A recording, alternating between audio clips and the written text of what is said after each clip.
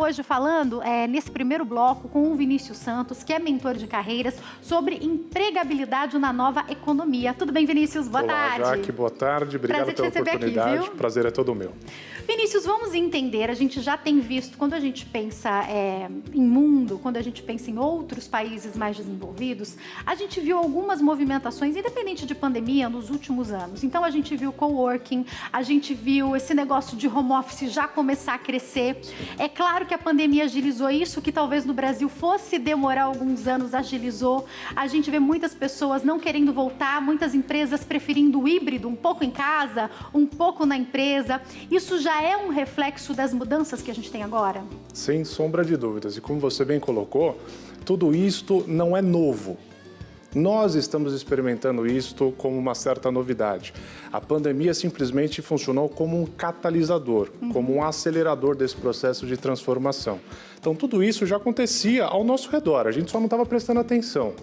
A partir do momento que veio a pandemia e a gente teve que forçosamente se adaptar a todo esse novo modelo, nós precisamos desenvolver tanto as empresas novas metodologias de trabalho, quanto os profissionais também novas competências e habilidades. E isto, uma parte, talvez a gente comece a retornar agora à medida que as condições de pandemia vão se abrandando. Outra parte é em definitivo. Isto requer de todos nós profissionais, tanto da geração presente quanto da geração futura de profissionais, novas habilidades e competências que serão fundamentais e já são para o sucesso profissional.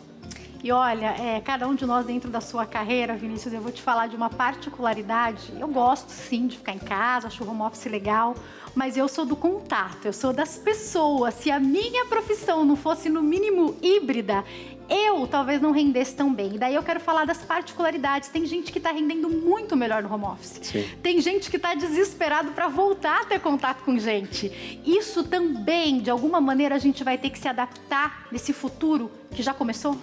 Sem sombra de dúvidas, nós somos seres gregários. A gente precisa de pessoas ao nosso redor. E, aliás, uma das coisas que a pandemia nos trouxe, toda essa transformação nos trouxe de maneira muito evidente, é que as empresas precisam se preocupar mais com pessoas. Tanto o público interno, como também os seus clientes. Então, hoje a gente começa a falar sobre nova economia. Que de nova... O que é essa nova economia, até? Explica pra gente. Interessante a gente falar sobre nova economia, porque de nova ela não tem assim... talvez tão nova, nós estamos percebendo ela como novo. Mas a nova economia, ela se caracteriza principalmente pela presença da tecnologia de uma forma muito global e amplamente difundida na sociedade. Isto gera uma aproximação entre empresas, marcas e pessoas como nunca antes experimentamos. E gera oportunidades de trabalho e negócios também como nunca antes foi possível ser gerado. Então pensa só, um pequeno empreendedor que quer abrir um negócio, uma hamburgueria, por exemplo. Antes ele teria que pensar em alugar um prédio, montar um estabelecimento, contratar funcionários, abrir uma empresa para daí começar um negócio que ele não sabia se teria sucesso ou não, sem falar do recurso que ele teria que empreender, que talvez fosse um tiro só, não conseguisse uma segunda oportunidade. Hoje, isso se tornou tão fácil de ser realizado, de ser implementado, porque você consegue, na cozinha da sua casa, começar a produzir alguma coisa e anunciar pelo iFood. E você coloca o seu produto em pé de competitividade junto com empresas como McDonald's, como Burger King. E você já sente na hora o quanto isso está dando certo, né? Muito. Você já tem essa sensação, não é aquilo de abrir, ver se vai vir cliente. É completamente diferente até essa captação hoje em dia. E para todos os ramos, né? Sem dúvidas. E isso fez com que as empresas, as grandes empresas, hoje se sentissem de alguma maneira ameaçadas pelas pequenas. Então, tem um livro muito interessante do Diego Barreto, que ele é vice-presidente do iFood, e que a capa do livro é algo muito legal. Fica a dica para o pessoal ler quando possível. É um monte de peixinhos engolindo um peixão.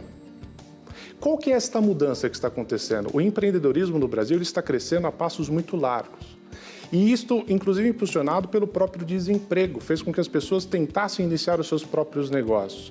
E o acesso à tecnologia vem viabilizando muito a oportunidade de novos negócios, o que faz com que uma nova classe de empreendedores comece a surgir no Brasil. E isso começa a fazer um contraponto com a questão do desemprego e a empregabilidade.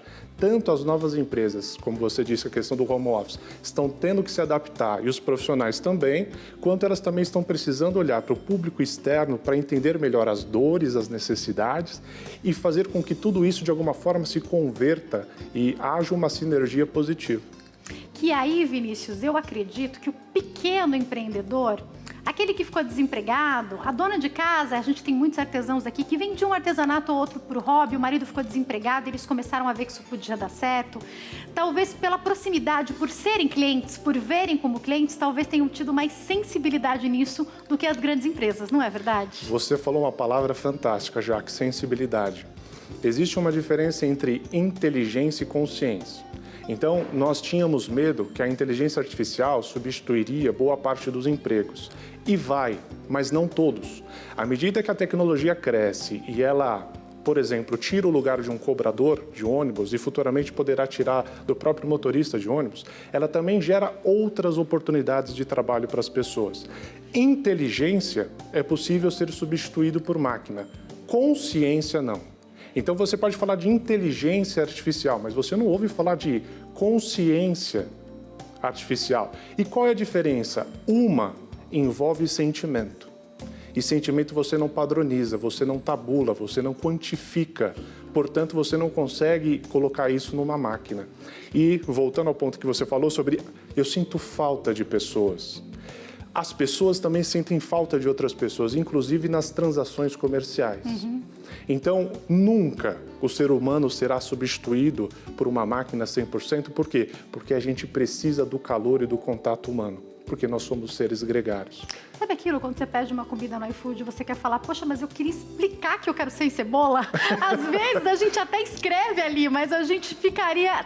Se por um lado é muito bom pela agilidade e tal, às vezes fica faltando, eu queria explicar isso, eu queria falar isso para alguém, né? Perfeito. Que eu acho que é esse equilíbrio que a gente vai ter que ter. E aí, Vinícius, eu fico com uma dúvida.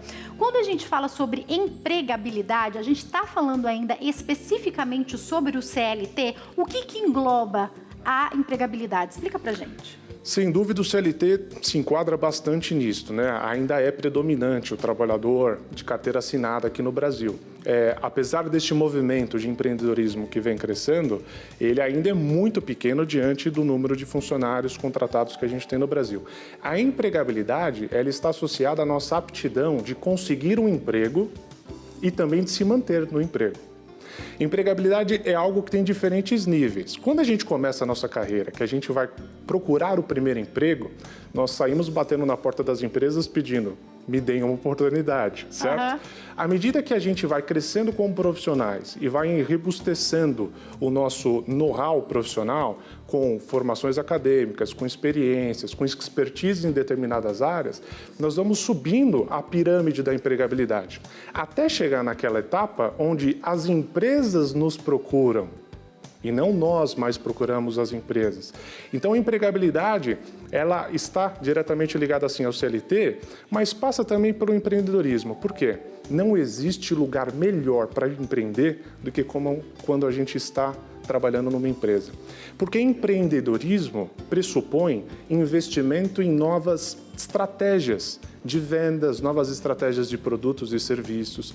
E que melhor momento para a gente testar novas possibilidades do que quando tem alguém pagando o nosso salário e dizendo, vai, eu te dou toda a retaguarda, tenta, inova, arrisque-se, eu quero experimentar suas ideias. E isso, Jaque, é um dos principais fatores de empregabilidade no presente e no futuro próximo que a gente está experimentando. Peraí, deixa eu anotar alguns tópicos aqui. Um deles é riscos. Eu vou anotar para não esquecer de perguntar daqui a pouco sobre isso, sobre assumir riscos. Eu ouvi recentemente uma palestra sobre isso. Eu fiquei com algumas perguntas na cabeça que eu já vou fazer para o Vinícius. Legal. Mas acho que um passo antes, eu queria entender esse movimento futuro do mercado. Então, se por um lado a gente tem os empreendedores, e se der daqui a pouco a gente fala mais sobre eles.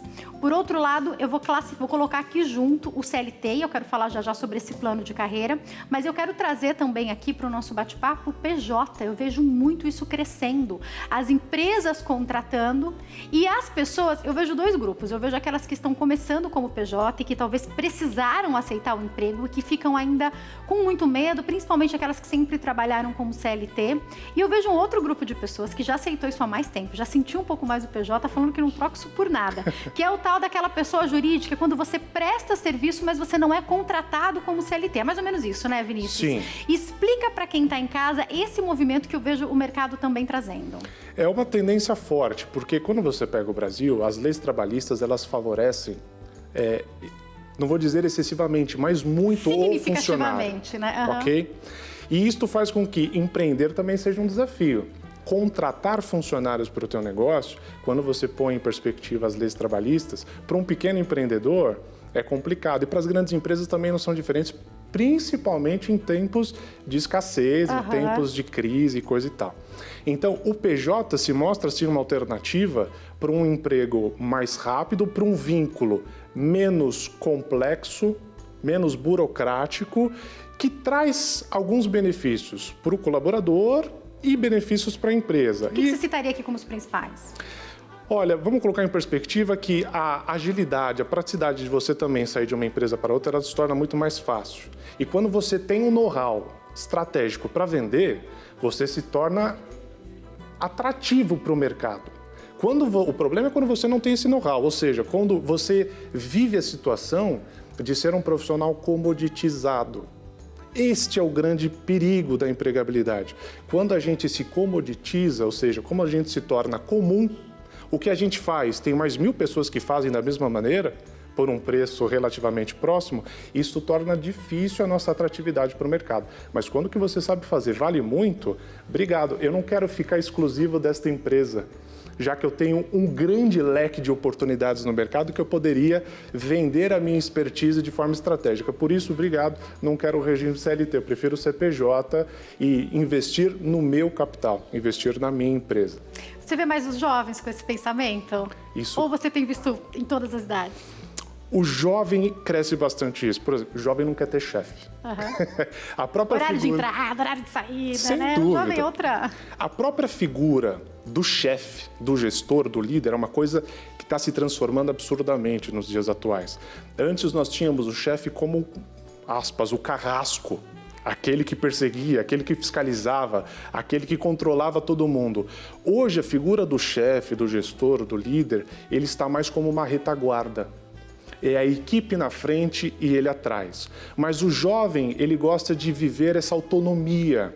Ele gosta de se sentir independente, ele gosta de poder trabalhar em casa, ele gosta de poder trabalhar no horário em que ele é mais produtivo e não das 8 às 18, como tradicionalmente são nas empresas. Então, é sim um movimento que cresce e cresce com força nessa nova geração que está chegando no mercado. Vinícius, ainda agora pensando sobre o CLT e sobre plano de carreira ou sobre preparação, esse investimento que você faz em você mesmo, que muitas vezes as empresas bancam, algumas vezes você pode, de alguma maneira, bancar esse crescimento.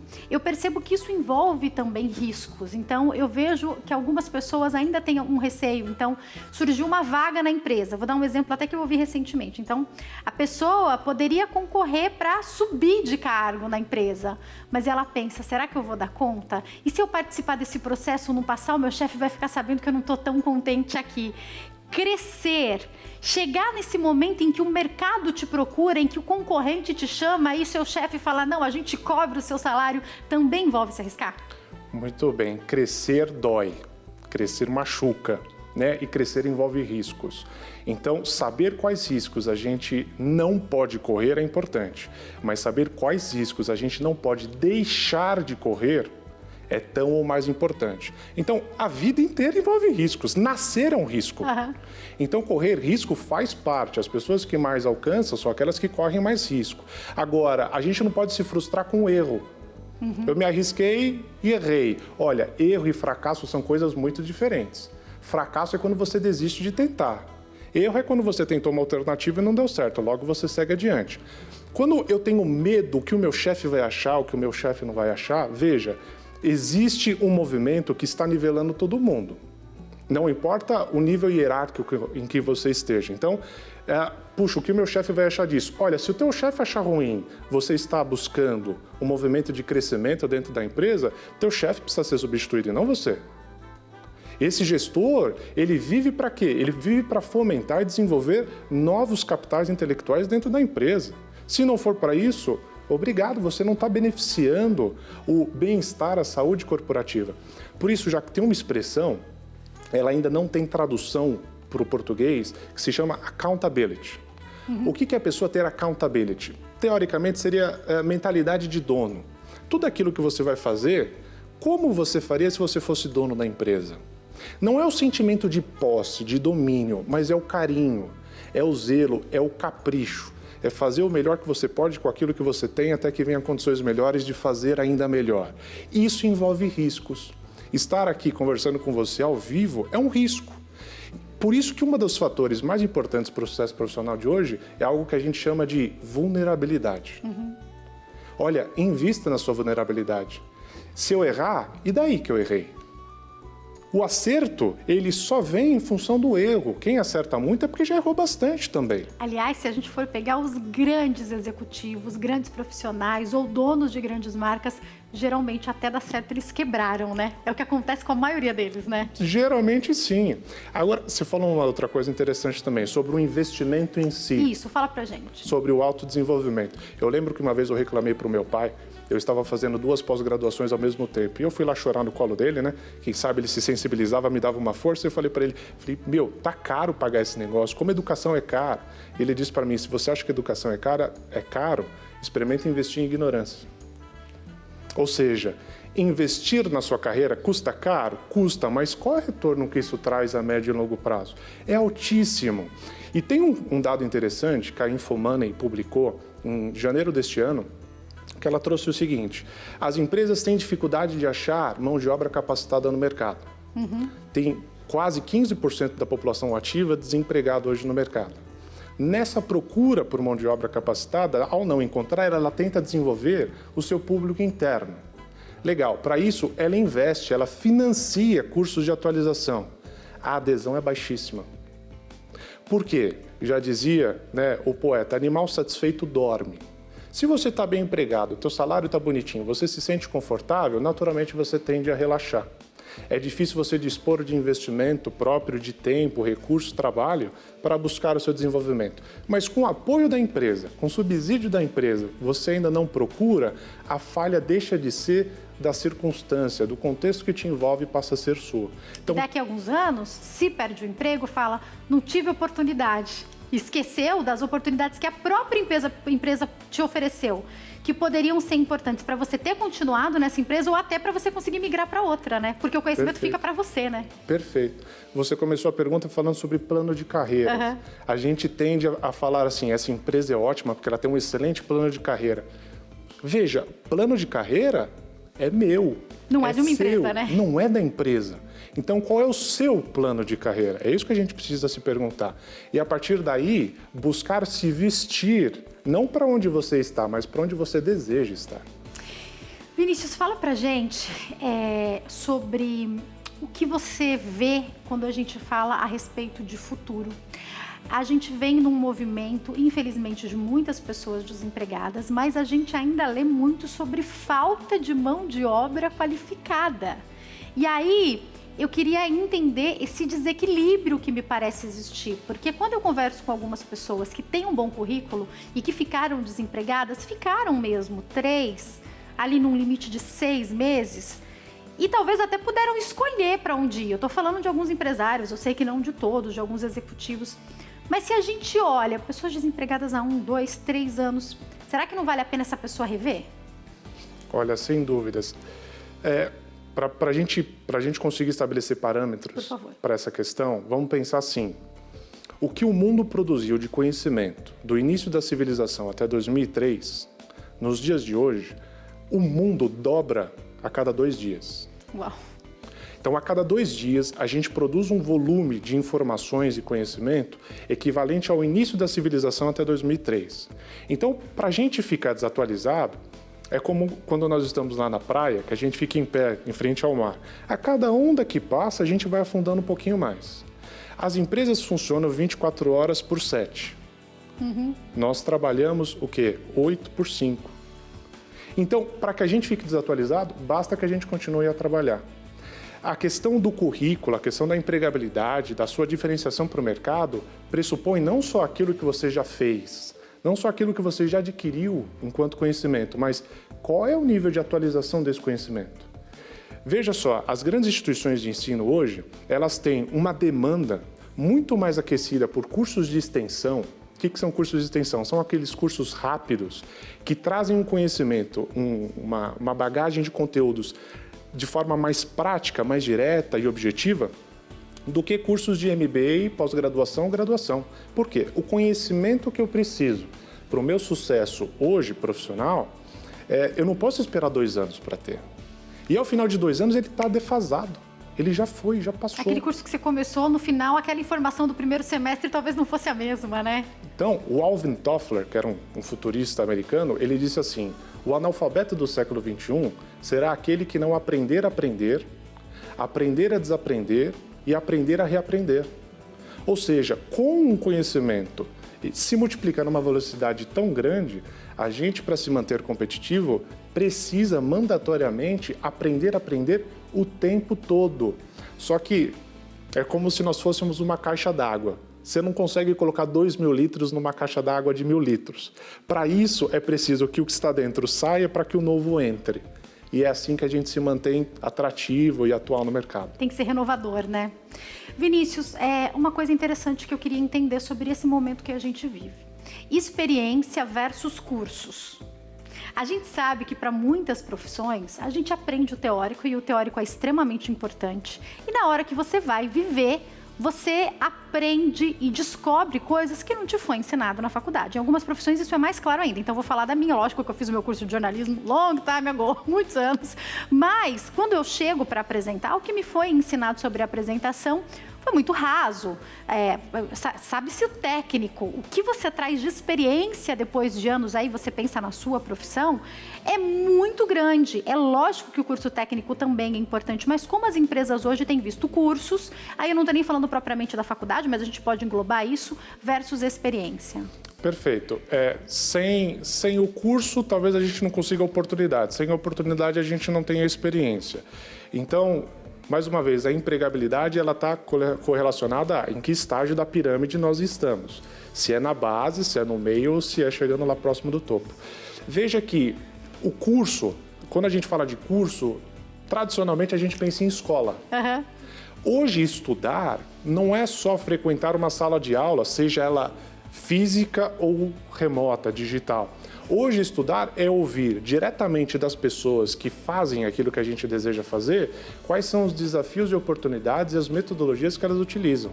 Então, a experiência, e não só o conhecimento, a experiência está sendo compartilhada full time. Através do quê? YouTube. É isso que eu ia falar. Se você escolhe um bom podcast e para você é mais fácil escutar até talvez do que ir para uma sala de aula, você pode estar adquirindo mais do que algumas pessoas em sala de aula, né? Perfeito. Existe uma diferença entre inteligência e sabedoria, né? Inteligência é aquilo que você adquire vindo das outras pessoas. Sabedoria é aquilo que você experimenta e usa na prática e estabelece experiências próprias para estabelecer os teus padrões, se funciona ou não e como funciona. Vinícius, eu tenho que me preparar para dar um recado, mas eu gostaria que você deixasse agora uma mensagem para quem está nos assistindo. De repente, aquela mulher que parou tudo para cuidar dos filhos e agora quer retomar a carreira, aquela pessoa que está desempregada, o aposentado que fala, olha, eu tenho ainda muitos anos de vida, eu tenho muita coisa para dar, eu quero voltar para a carreira, um jovem que esteja começando. Qual que é a dica? Tem uma dica que talvez englobe todo mundo, uma orientação que dê para ajudar o começo para pessoas que têm características diferentes? Por favor. Legal.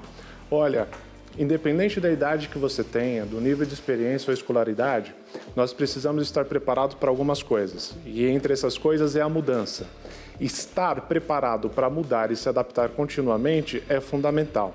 Então, aquilo que nos trouxe até aqui não necessariamente nos levará daqui em diante. Então, o grande desafio é a gente desaprender os padrões que a gente aprendeu lá atrás e aprender de novo. Quem está começando agora, veja, a Infomoney, o Fórum Econômico Mundial, inclusive, ele ranqueou as 10 principais competências e habilidades para o futuro do sucesso profissional.